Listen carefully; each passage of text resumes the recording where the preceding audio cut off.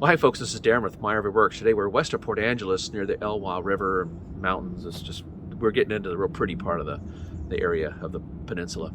We're called out for a furnace problem. It's a Suburban furnace, and what the customer states is that the furnace will turn on, but it's not igniting. So let's bring you over and let you listen to it. And like I said, it would be, I have this vision that I'm trying to create for you guys where it's going to be like a choose your own adventure type series. And I just need some time to play with that a little bit. So basically, here's my vision for what I'm trying to create for you guys, is I would let you see and hear what I'm seeing and hearing, and then I would give you a couple options on what you think it might be. And then if you've done your homework and you've watched every single one of my videos, you should be able to say, oh, well, it must be this. And so I think I'll just kind of walk you through some of that as like a prototype, if you will. So let's get you near the furnace. Let me let you listen to what it's doing, or listen to what it's not doing, and see if we can't figure this out together. All right, let's bring you over. All right, students, here we go. I've put my lavalier right here, and I want you to listen to what this thing's doing. And after I turn this furnace on, then I'll ask you some questions and see if you can figure out what it is. Okay, so let me jump inside and turn on the thermostat.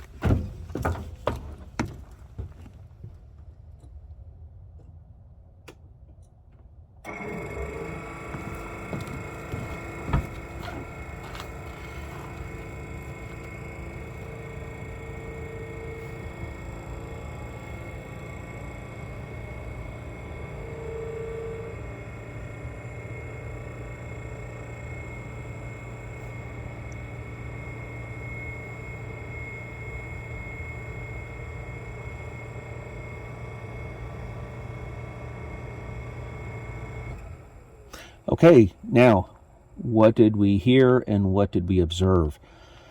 If your furnace is doing the same thing, or if you are an RV technician at this point right now, with only hearing and basically using my ears, I have an idea of what it could be. So now that you've seen what the furnace is doing, let's pull back and try to walk you through the process, the steps that the furnace is going through. All right, so let's have this little talking point, little lab and lecture, if you will, before we actually get into the repair. Okay, so I wanted you to hear that. Okay, now what you should have heard was the blower starting, and it would have run for about, I didn't count it, but maybe 20 seconds, 30 seconds. And then you would have heard the fan turn off. You would have heard no click on the inside. You would have smelled no gas. You would have heard no ticking sound. Okay? So if all we detect with our ears, now we can tell a lot with these furnaces if we know what to look for. So here's the process up to this point on what this furnace is doing. And so I'm trying to sew into you guys so that when you see your furnace, you say, oh, well, this is what the problem is.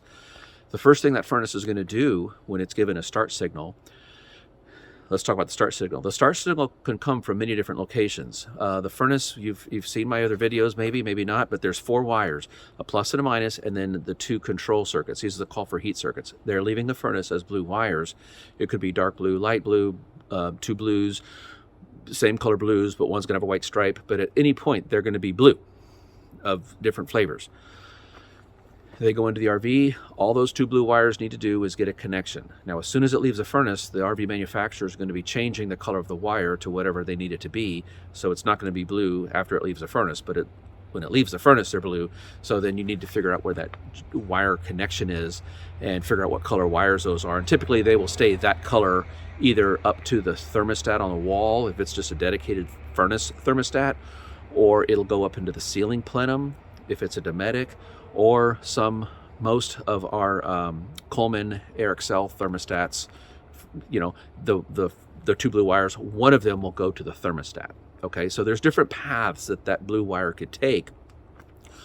Of those 2 blue wires, one of them is going to be 12 volts hot at all times, getting piggybacked off of the red 12 volt plus wire feeding the furnace, and the other one is going to be the call for heat signal. So of my 2 blue wires, one of them goes into the furnace and he's going to make a connection and come back on 12 volts. And it's when that furnace gets that 12 volt signal coming back on the blue wire, that's its call for heat signal. Okay, now the first thing it's going to do on the control board, some of you are going to have a control board, some of you are going to have a control on delay, off delay relay. But the control board needs to get the signal or the time delay relay is going to get the signal. But the first thing that the furnace is going to do is it's going to see if its sail switch is open. So before it even tries to start the blower motor, the first thing that control board's going to do is it's going to ask the question of the furnace, is the sail switch open right now? If the sail switch is stuck, now what's a sail switch? A sail switch is a proof switch, P-R-O-O-F. It's a proof switch. That is how the furnace can prove to itself that the blower is actually blowing, that there's actually wind, air blowing through the furnace. So it's, I can actually show you one. But it's this little, here, let me do it with the white background. It's this little switch, and as wind blows, the switch gets made, okay? And it's like a sail in the wind, S-A-I-L, not S-A-L-E. So it's a sail switch, it's blowing in the wind, and when the wind blows, the sail switch gets made, and it makes a closed contact. So it's like a light switch. It's either an on or an off, okay? The control board needs to know that the sail switch is open. What if your sail switch was stuck closed? If your sail switch was stuck closed, then typically your control board would not allow the blower to start. Okay, we would, because it's a proof switch, and what it's proving is it's proving that it's not open, it's closed. So the control board's like, well, I'm not going to start anything because you're stuck. The fact that the blower turned on, we've passed that first test. The blower motor, the control board, because it started the blower motor, we know, technician, DIYer, RV owner, we know that our sail switch is not stuck closed. That's the only thing we know at this point. The furnace, or the control board will start the blower at that point. And what the control board wants to see, it's all about that sail switch, is that first thing it's looking for. It started off, it had to prove that it was open. Check that box. Great, start my blower motor. And then as the blower motor starts, because it's a sail switch, it expects that sail switch to close. The control board, called a DSI board, direct spark ignition, DSI, direct spark ignition, because it's, in other words, you're not lighting it with a lighter, it's lighting itself with a direct spark. So starting with the sail switch open, the control board says it's okay to start the blower motor. The blower motor starts, and at this point it expects to see that sail switch close because it's blowing in the wind. It just passed its second test. And at that point, we don't know at this point if the sail switch was open or closed, but what we can prove is the sail switch was open, and the reason we can prove that the sail switch was open is because the blower motor started. The blower motor would not start if the sail switch was stuck closed. So when I put the lavalier up here and let you listen, you heard the blower motor start. Great. It's not, the sail switch is not stuck closed. We don't know if it's stuck open yet, okay? So now we have a blower motor going. We've proven that the control board is looking for the sail switch to open and close. And then in the control board, or the on delay, off delay relay, whichever system yours has, the older ones had that on and off delay relay, the newer ones, all that's done on the board itself. It's going to count to 18 or 20, 15, 18, 20. It's going to count in those ranges, okay? And what it's looking for during that time, that's called the pre-purge stage. And the blower motor is going to just clear out its baffles, make sure everything's happy and all this kind of stuff. And after about 18 seconds, 15 to 20 seconds, after that period of time, you will hear an audible click sound. And that audible click sound is the solenoid, the gas solenoid, actually opening. It's an audible click. You should be able to hear a click sound because it's a magnetic plunger that's sucking itself in. When the current is taken away from these solenoids, the springs inside that valve push it back closed again. So it needs current to keep those open. And then when the current goes away, they relax and the field collapses and they close with the springs pushing it closed. So your gas valve could not be, I guess it technically could be stuck open. That would be a catastrophic situation because then you'd have LP flowing. So the way these gas valves are designed is with a redundant solenoid. Both solenoids need to open the gas valve. Both solenoids need to be engaged to pull both springs up. And so for you to have a gas valve with stuck open, that would mean a absolutely catastrophic cascading failure situation. I've never seen that ever. I have seen gas valves that have failed and always stay closed, but I've never, in all my years working on these things, have I ever seen a gas valve stuck open where it's just open all the time. Not to say that that's never happened. It's just I've worked on thousands of these furnaces and I've never seen that. We never heard the click. When I had the lavalier up there, we never ever heard a click sound. And coinciding with the click, which is opening up the gas valve, you should hear a tick, tick, tick, real fast ticking sound, which is basically the direct spark ignition, the DSI. There's an electrode that hovers over the burner. If the gas valve is open, if the gas valve is open and LP is flowing into this flame spreader or into the manifold, okay, and then we're striking matches and we're throwing it in there. And there's a gap. It's supposed to be the distance of the gap is a function of the diameter of the electrode. So in our industry, it's about 3/16 to 1/8 of an inch. I just take 1/8 of an inch Allen key, slide it between the burner and the electrode, and that's always been good. I'm sure we can get really technical, but the problem is as much vibration and expansion as contraction of these things get, what's the difference of a 1/16 of an inch on the big scale of things, okay? Anyway, we never heard the click, and we never heard the ticking sound. So back to the DSI board saying that the sail switch is open, sail switch was closed. So we know that our sail switch was at least open to allow the motor to start. There could be two things wrong with this furnace. The first thing is the sail switch is stuck open and the control board never saw it closed. And if the control board never saw the sail switch close, then it's not going to open up the gas valve. Remember, it was a proof switch and it did not prove that it's opening and closing. So my conjecture is we have a failed sail switch. Sail switches fail for many reasons, maybe dander, maybe debris, could be a bad sail switch. I know that at the end of Atwood's tenure with furnaces and right at the beginning of when Dometic bought them, we went through, oh my gosh, I'm going to guess 7, maybe more different sail switch designs. I mean, some of them had a dog leg in it, a big paddle, and then they went straight, and there's so many different sail switch designs, and they were having an issue with their sail switches. They know it. They're not ashamed to admit it. Suburban doesn't have as many issues with their sail switch. The problem with the Suburban sail switch, though, on these models, is the sail switch, the whole housing is enclosed inside the blower cover. So whatever's blowing around inside, the furnace will collect air from the room, the air, the RV. It'll bring in room air into its big centrifugal blower wheel. And on these types of furnaces, anything that it brought in with it, the sail switch is right in that blower housing. We're going to be taking it apart and I'll show it to you. And so it doesn't take much to get something lodged inside of that. So that's the challenge we have with the Suburban. Okay. Suburban has since done some redesign, and now they take the sail switch body out of the blower cover and they stick the arm part in the blower motor, and that's helped a lot. So therefore the blower arm is getting anything that gets sucked into it, but the body of the sail switch where the mechanical switches are is external. Atwood's done the same thing. Or I said Dometic. Dometic has done that on their newer DF. So you have a DFS for small, DFM for medium, DFL for large. So the DF series furnaces, overwhelmingly, they finally check your serial number because they're all DFs, but then you have to look at your serial number because that's where you know what sail switch goes with your furnace. We did a live stream recently where someone was asking questions about parts. And what I would warn you of, if you go to a website, Amazon or any of these places, and they say, yep, this part will work on any furnace of that series. Well, that's a lie. That is an absolute blatant misrepresentation of the fact. I know that for a fact because we're talking about sail switches. And this is a Suburban furnace, but if you were to go to the parts blow up, the exploded view of the parts, and you look at this thing and you look at sail switches, for example, or high temperature switches or motors even, the model number of the furnace is going to stay the same, but based on the serial number on a Suburban, the first 2 digits is the year that the furnace was made. The second 2 digits is the week that it was made. So the first 4 digits of a Suburban serial number, the year and the week. Okay.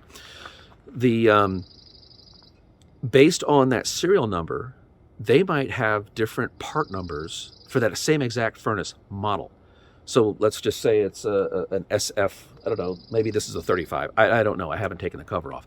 But let's say this is an SF35. Great, well then therefore I'm going to go shopping for a part for an SF35. And they're going to say, okay, well this one part works for all SF35s. Well, that's not a correct statement at all, that's a lie. You have to know the serial number of your furnace because it's like, okay, prior to the serial number you need this part. After this serial, I'm having a hard time saying that. After this serial, I can't say serial number. You see what I'm saying? It's this part. And so that's why when you're going parts shopping for your furnace, you need to know the model number and the serial number. You must know both. And if you've got a person out there representing a product saying that it's going to work for all these furnaces, that's not a correct statement. We run into this a lot with the old hydro flames, what is it, like the 85s and the 89 furnaces, the hydro flames that start with the 85 and 89. That's the year that the model was introduced. There's the issues they're having with the flame spreader, the burner, okay? Just go get it on our website, myrvworks.com, go to the resources tab and go look up service manuals and find your service manual for a furnace and look up the exploded views, and you will see what I'm talking about. It's going to say prior to this serial number, it's this part number, after the serial number, it's that part number. So just go in with eyes wide open knowing that. Now, I wanted to throw all that out there, just trying to help you guys out as best as I can. So let's go back to talking about this. I know I'm going to get some comments, well, you take too long, you talk too much. Well, great, then I love you guys, but if I talk too much, there's that button that you can kind of skip ahead.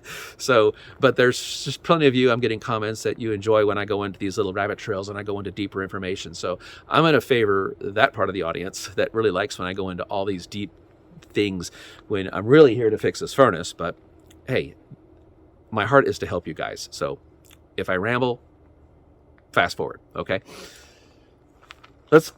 Now that we've gotten all that out of the way, let's talk about this furnace. What's going on with this furnace? Okay, so what, we're like 20 minutes into the video and I'm only now getting to work. But tell me if the information I gave you wasn't good. That was some good stuff that you're not going to get from a lot of other places, especially salespeople. They're going to want to sell you something.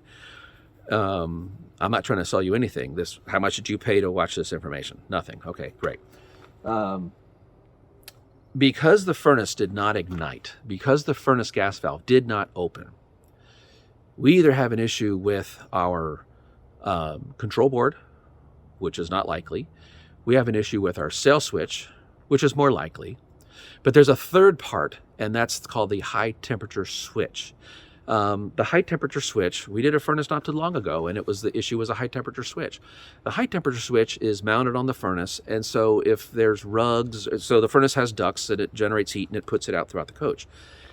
If you've got a dog laying on it, or rugs, or clothes, or kids' toys, or a piece of furniture, blocking, in this instance, most of them, they want at least 4-4-inch openings for that air to get out of the furnace, because that furnace is making a lot of heat. It needs to get it out of the furnace or it's going to overheat. So if these ducts are blocked and all that heat starts backing up inside of the furnace, there's a high temperature switch in the furnace, in the heat exchanger part, that could trip like a toaster. Okay, and after it cools down, it makes itself back again, and if it gets back up, it opens again, and so it's going to do that based off of temperature. Again, just like I mentioned, if that's your issue, on the Suburbans, you've got a red dot, blue dot, green dot, gray dot, all these different dots of the high temperature switches, and the dots coincide with different temperature ratings.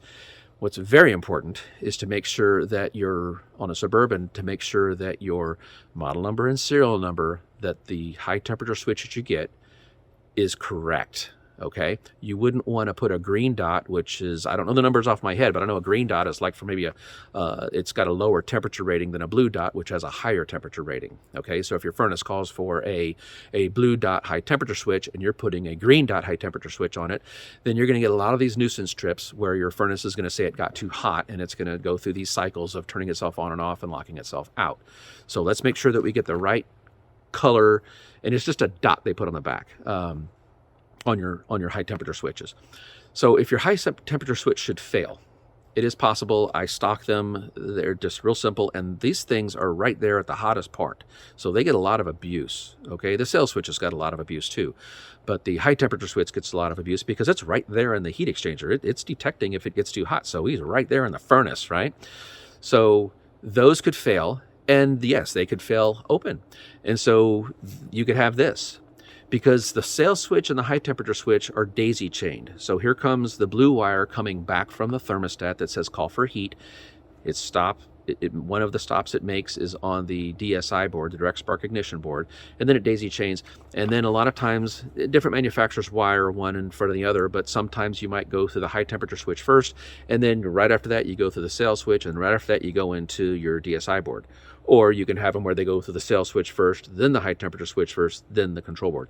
It really doesn't matter because it's an and statement. I need this and this to be closed in order for me to get the signal that it's good to go.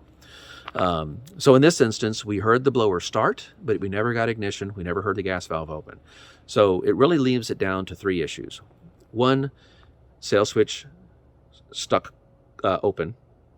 2, high temperature switch is open, failed. Or 3, the DSI board is that these 2 switches are fine, but the DSI board is just like taking the day off and it's not working. Okay, so at this point, those are the only things it could be. Once you get the click, once you hear the ticking sound, you've passed the proof. You've passed the high temperature proof, and you've passed the sail switch proof.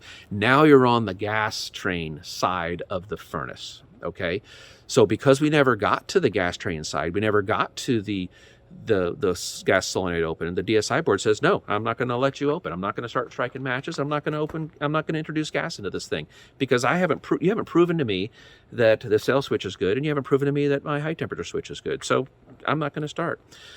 If you do hear the click, but you don't hear the ticking, well, that could be an electrode. It could be the electrode gap, and it could be the DSI board. If you hear the ticking, but you don't hear the click, what you need to do is you need to use your nose and stick your nose right in here and sniff for that ethyl mercaptan, that skunky, rotten egg smell. If you don't have ignition, it don't burn your face off, but if you don't have ignition, then you're going to stick your nose up there, and if you hear the click, then you're going to be sniffing for gas. It could be there's something's wrong with your regulator. It could be you're out of gas. But in order for this thing to work, the problem may not be with the furnace at all. It could be something wrong with the propane side. And so you need to look at that. That's why you need to sniff for gas. If the gas valve opens, you should smell the gas. Now, if it ignites, then we're done. It's working. But I guess the point I'm trying to make is there's a point in the troubleshooting where it's either before the ignition or after ignition, and which one you go depends on what you hear. That's why I put my lavalier up front. That's why I wanted you to hear it. We never got a click. We never got the ticking. I never smelled gas. Therefore, our problem is on the blue circuit. Okay, it's on the blue circuit, which comes back. We know we have a call for heat, so we know we're good there. We know at this point our sail switch is open, or else the fan would have never started. But is a sail switch stuck open and not closing, or is the high temperature switch? Okay, so enough on the theory of operation and the sequence of events. Let's now take the cover off here, pull a furnace. I think we're going to have to pull the furnace out. If they would have given us an access cover right here, we could have easily just opened it up and gotten to everything right there. But because they didn't, we're going to have to go in and pull the furnace out. And my hunch is we have a faulted sail switch, maybe dander or something. And it's not so much that a customer is sloppy and messy and has all these animals. It's just because that sail switch is stuck in the blower housing. And it gets a lot, whatever it's picked up, it gets picked up on. So, all right, so let's jump inside and see what we can find. So I've taken the cover off, and we see a lot of this dander or pet hair, or here, let me get my flashlight set. All of this stuff. So if we have it here, there's a good chance that, like I was saying, it's being sucked in to the furnace and faulting out our sail switch. So what I'll do, I don't see any value of you guys watching me pull a furnace out. And the reason for that is because as many furnaces that I've taken out, no two are really the same. So mileage may vary. You just have to study it. Typical in these furnaces, you take off the back cover. Here, let me back you up. Go a little back, guys. There we go. You would take off this back cover, and there's going to be 2 screws down here that usually hold it in place. On the Suburbans, you can take out a screw, 1 cinder screw in the back that's holding the heat exchanger down. A lot of times the whole guts will be pulled right out. But in this instance, I can't do that because I've got a cabinet behind me. So I will have to pull this thing out. And so for that, I'll move the camera, save everybody some time. And the next time we see this thing, I'll be gentle. I don't want to disturb this too much because it'd be good to show you guys what we're finding. But from everything we said for the first 20-30 minutes of the video to what we're seeing here, it does look like the sail switch might be faulted out because of this right here. But let's prove that, and let's take it apart. Okay, so I'm going to move you guys out of the way. I'm going to pull this out. Next time you see this furnace, it'll be right here in my hands. Okay, so I've got the furnace pulled out, and it looks like this is a SF, I don't know, 30, 35. It's rubbed off here, so I can't really tell what it is, but it's a Suburban furnace. Right here is our sail switch, okay? And you can see there's some, now this is what I was talking about. So normally the sail switch, the older style, it was inside this blower housing. Here they've got it external, and you can see it clicking. You can hear that, but the fact that it's clicking doesn't mean that electrically it's passing through, okay? So what I'm gonna wanna do is, the control board is back in here.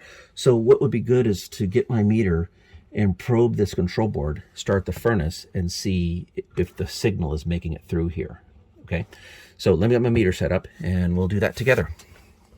Okay, so I've got my meter set up here.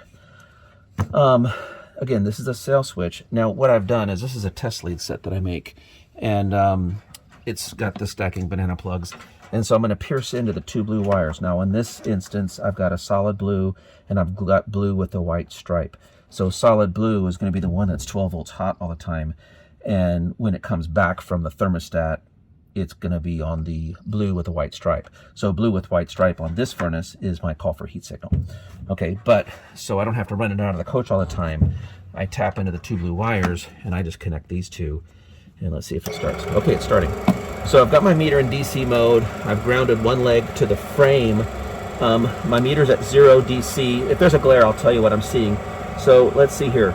I've got 13.2 volts on one side of my sail switch, and there, I've got, here it is, I got 0 on the other. So the problem is, a sail switch, even though it's made, hold on, I just made it. Okay, so the switch, so when I pushed it up with my finger, I got my 12 volts.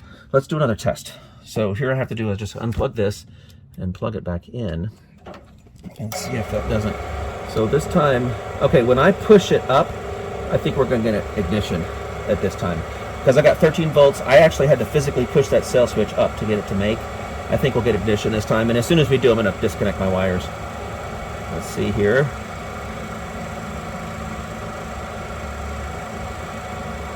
Waiting.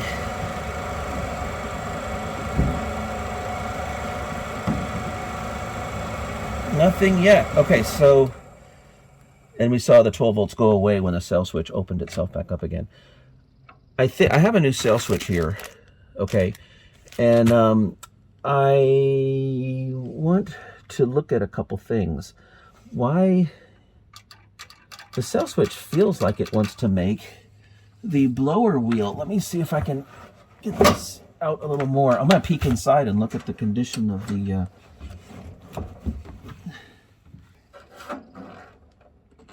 you know, I think what I'm going to do, guys, is I'm going to go ahead and take this cover off.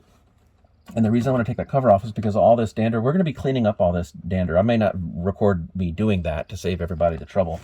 We're just here. I want you guys to watch the diagnosis part, but once we detect the problem, I'm pretty sure it's going to be the sail switch. But before I replace the sail switch, I do want to pull this out now, at least the cover off, and clean up this blower wheel a little bit. And I'll put a new sail switch on, because I have seen that it's not working like we expect it to. So let's put a new sail switch on. Let's take this cover off. Look at that blower wheel. So I'm going to get the cover off. It's just the 4 screws on the sides.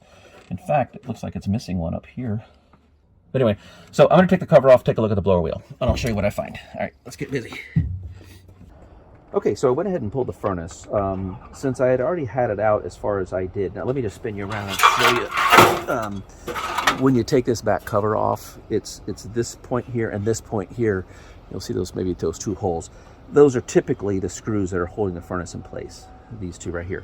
And while we're back here, this is the high temperature switch that I was talking about. Now this one's a green dot. There's a little bit of green on it. And you see he's right here in the business end of everything. So while you have the furnace out and you take it off, it's always good to look at these wires to make sure that they're not frayed, because they do go over these rough edges.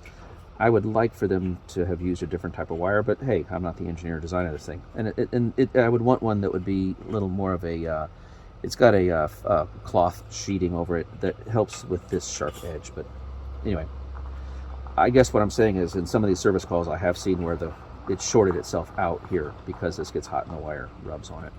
But because there's wind blowing on it and all this kind of stuff. So that's your high temperature switch. That could be bad, but I don't think that's a problem here. And I don't think it's a problem here because we've actually seen the cell switch was faulted. Now, right here in the middle, you'll see a screw. So there's a screw in the back, and then there's a screw in the front. And if you remove those two screws, the second screw would be right here. And if you remove those two screws, this whole thing separates from the case. So let me do that because I want to actually get in here. While I've come this far, we'll just do, every year you're supposed to do an annual service on your furnace. You're supposed to do this to your furnace every year. You're supposed to take it out, inspect the burn chamber, clean off all the dander and dirt, make everything good to go. I like you guys doing that right before the season. So sometime during the summer or as we approach fall, don't wait till your furnace has failed before you find out there's something wrong with it. So let me get a tool here.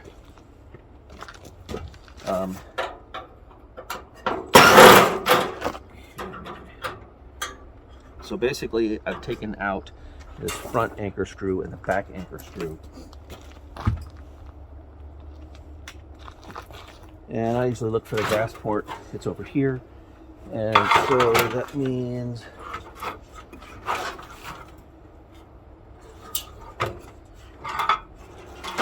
oftentimes they slide out this way. I might put it on the ground, guys. Hold on.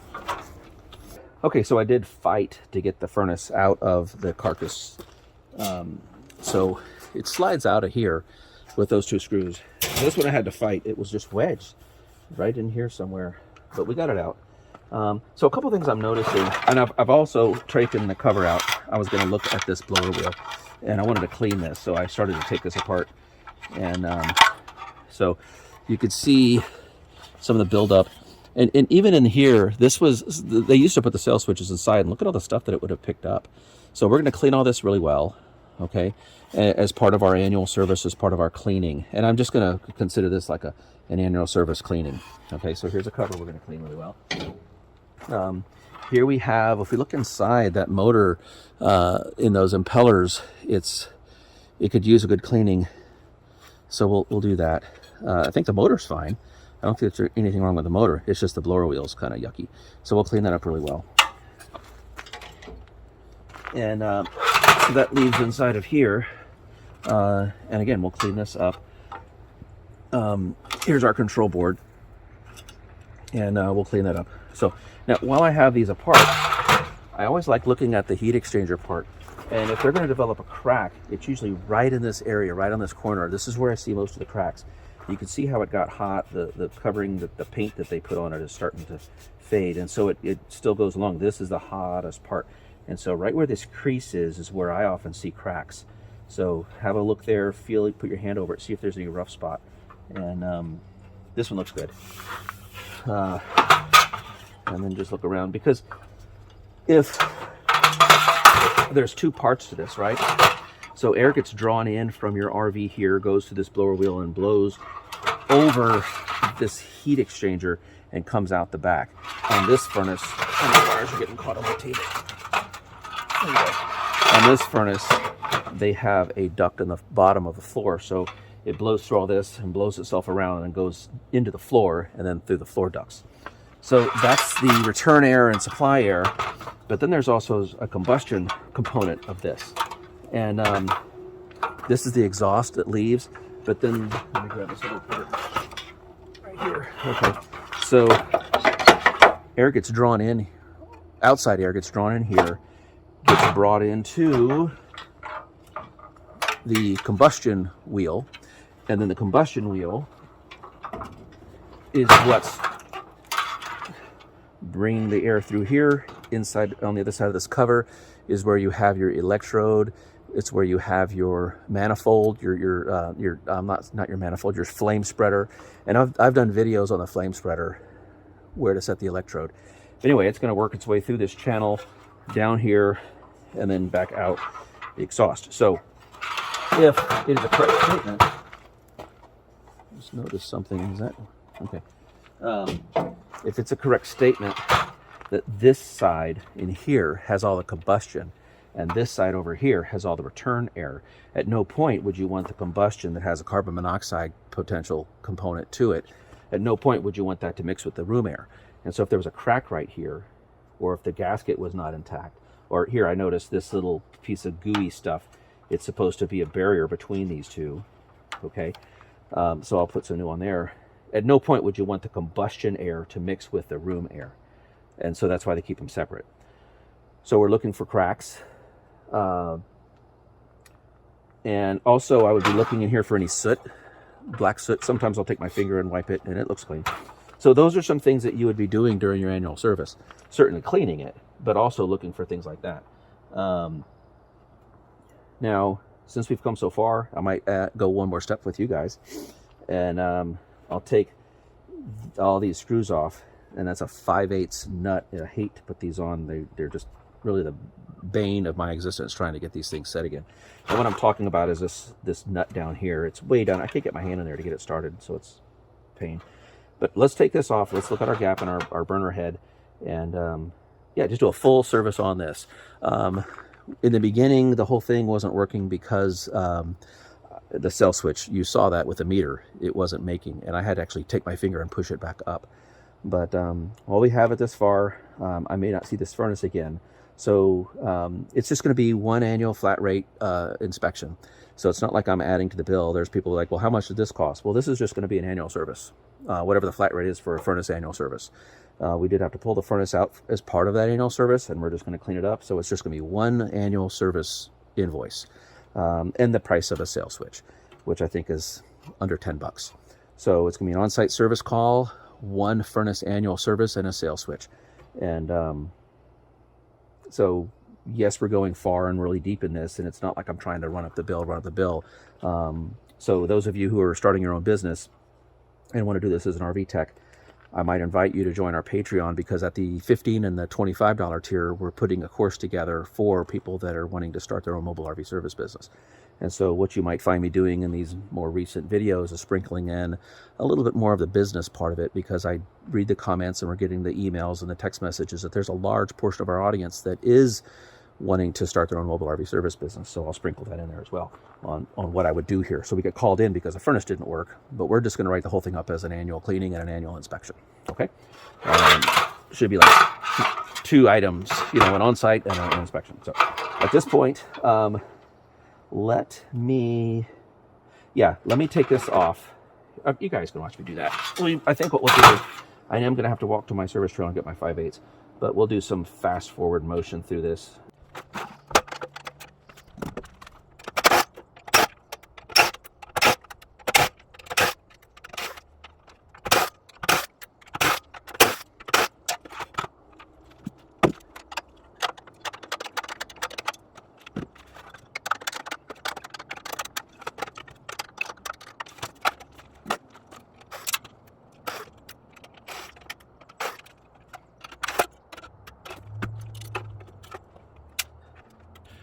Okay, we got this off. That was fun. Another thing I want you to look at is this orifice down in here when you take this apart. A lot of times you'll have insects or something. Little spiders is what I find, little gnats. They'll work their way in through the intake, and they'll work their way all the way inside of here, and they'll make a nest inside there. Apparently they like the smell of ethyl mercaptan, that skunky rotten egg smell. And I have done some service calls where the whole problem was that this was clogged. Okay, now that would be a symptom where you hear the click, you hear the ticking, but you do not smell gas. Or maybe you smell gas, but you still have no ignition. And so these are some telltale signs that it very well could be a clogged orifice, or one that's not allowing 100% flow through. And so what I do is I'll get one of those cans of office air like you'd blow off your keyboard or something, and I'll blow it through this just to make sure that this is nice and clean. All right. So I'm going to do that, but let's keep going down inside of this burner. Let's look at this burner. And so this is the gasket I was talking about. So we'll put a new gasket on as well.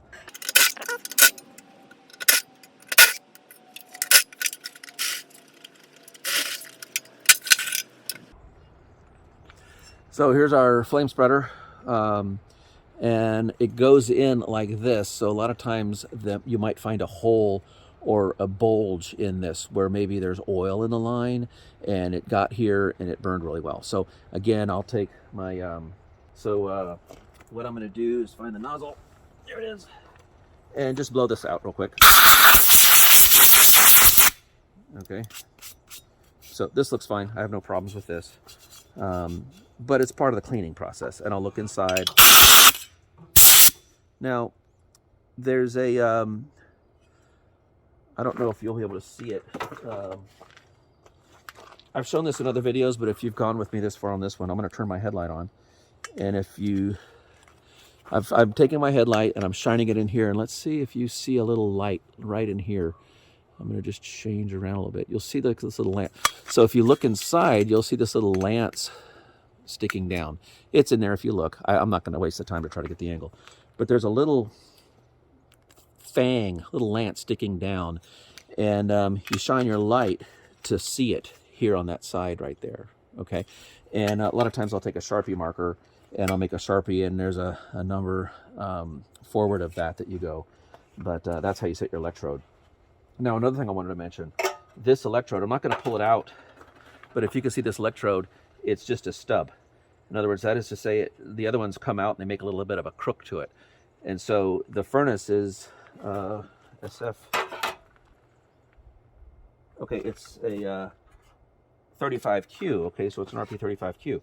And so if I say, hey, I need an electrode for a SF35Q, then I can tell you right now that the ones that we have seen have the little crook in the dog leg too. It's got a dog leg on it, but this one's a straight stubby thing. And it's also, if you look, it's also at a little bit of an angle, the plate. So how would we know which electrode to put in this? If I go in and I say I need a Suburban, an electrode for a Suburban SF35, well, based on the serial number, the electrode's changed, hasn't it? So the model number stayed the same, but the electrode changed. And so that's why I'm saying be careful when you're buying parts to make sure you have the model number and the serial number. Okay, so this looks good. I don't have any problems with it. I'm going to take my flashlight and look inside there. Yeah, I got no problems with anything I'm seeing in there. Everything looks nice and clean. I think I'll blow this out. You'll see some stuff coming out from here.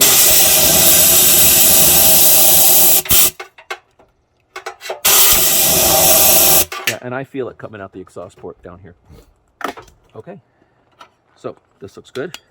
Got no problems here. We'll put this back.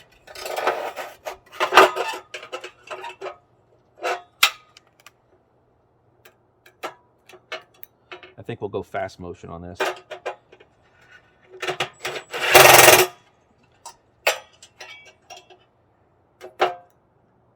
Hey, I'll mention this. Another thing is on the other Suburban furnaces, there was always a divider right here with this little clip that you would put in. And this model, or this serial number, does not have that. And so, like I said, all the more reason to have serial number, part number, and if somebody's out there selling parts, they need to let you know that what my serial number goes with. Okay, so now I'm going to scrape the old gasket off. I probably should have done that before I blew it out.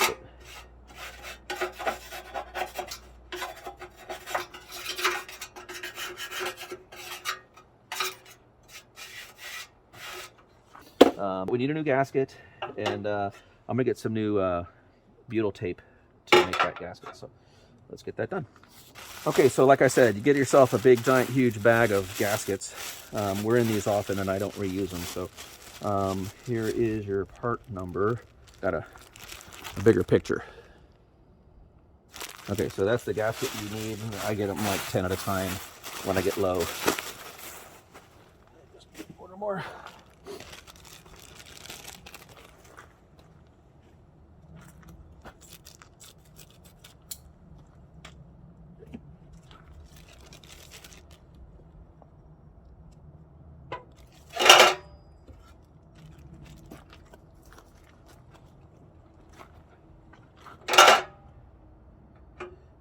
Now on this instance, my holes are not lining up, but it's easy enough. You see how I have holes here and not here. So I'll just take my pick and pop a hole through it. So everything's good here. So we'll put this in place.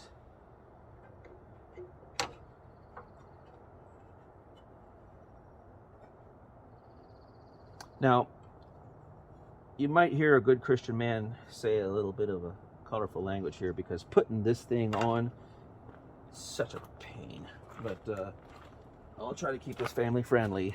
But if you fought these things, you know. So the trick I found is I'm not gonna go tight on this. I'm just gonna kind of snug, just to keep it in place. I'll go on the outside. So I could still move this a little bit, but at least the gasket and everybody's locked in, right? And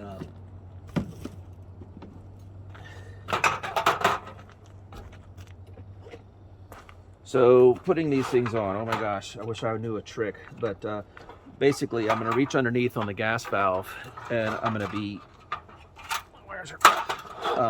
Trying to manipulate the gas valve, and you just gotta cussing and discussing this thing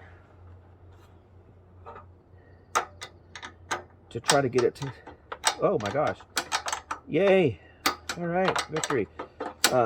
I've literally lost a half an hour getting this thing to align, but I'm at least a couple turns on. So let's go fast forward on this part.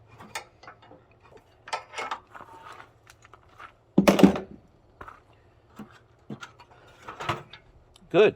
Good, very good. Okay, so now we're going to put all these screws on and tighten them down.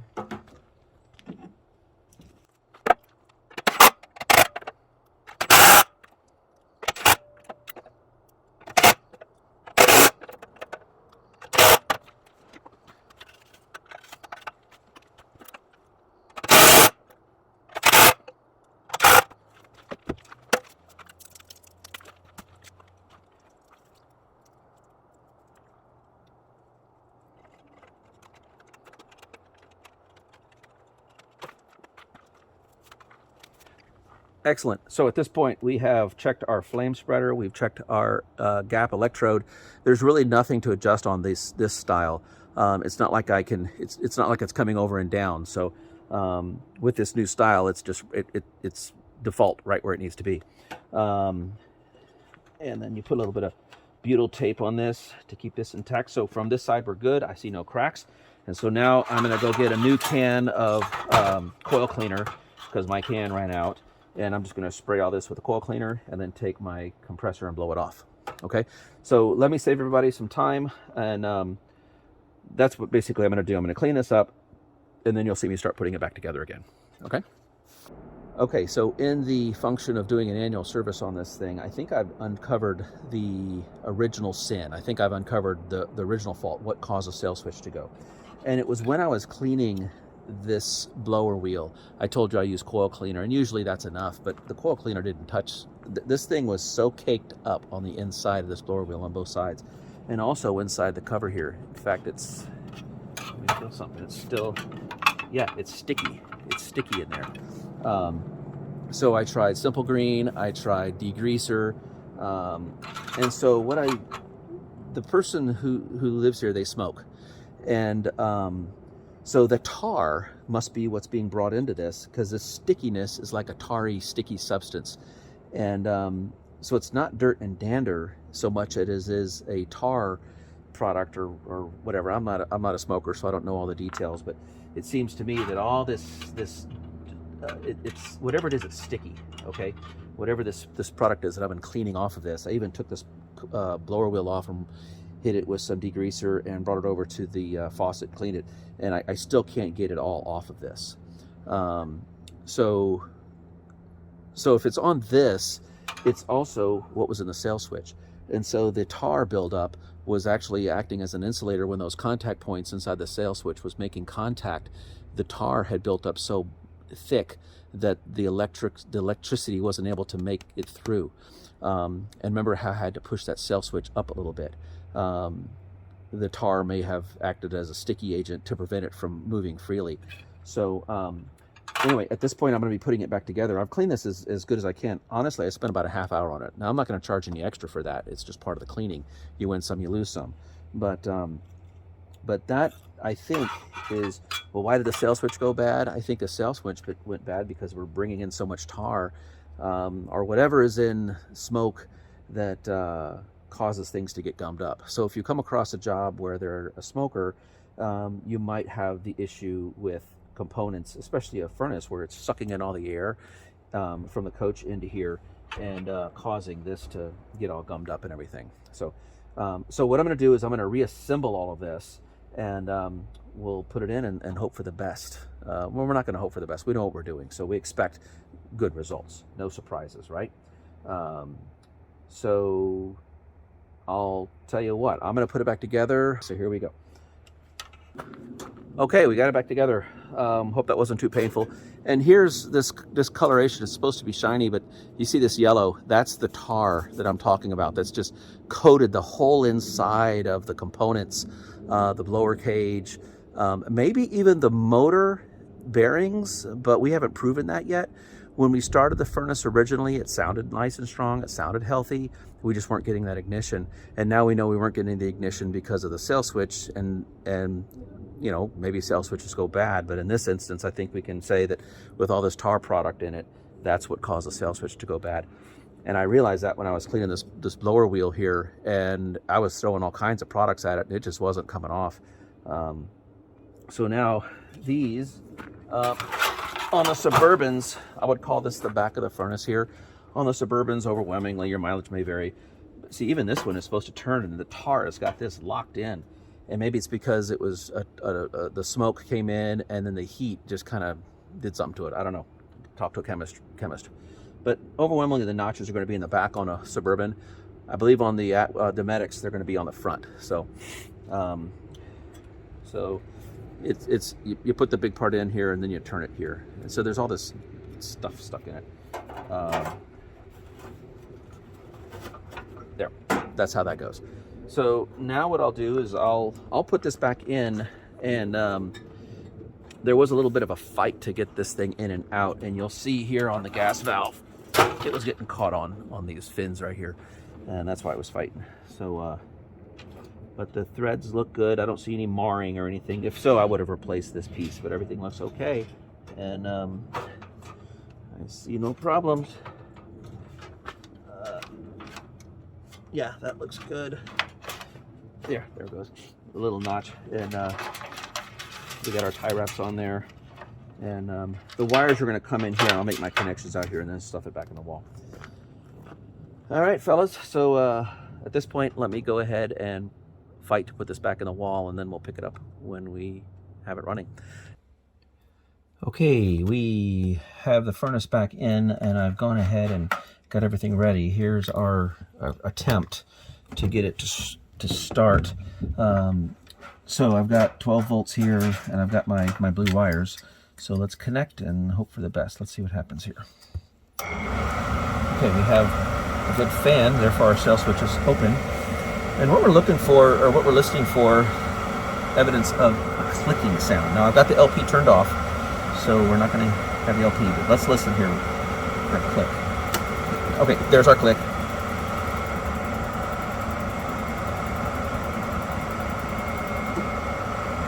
Okay, so you should have heard the click and the ticking sound. So that's what it was not doing originally. So let's put this back together and turn on the gas and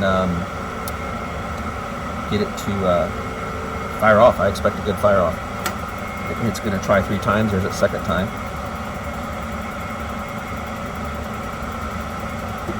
Okay, so it'll try 3 times. So it's doing something that it wasn't doing before, and the sail switch was faulted out.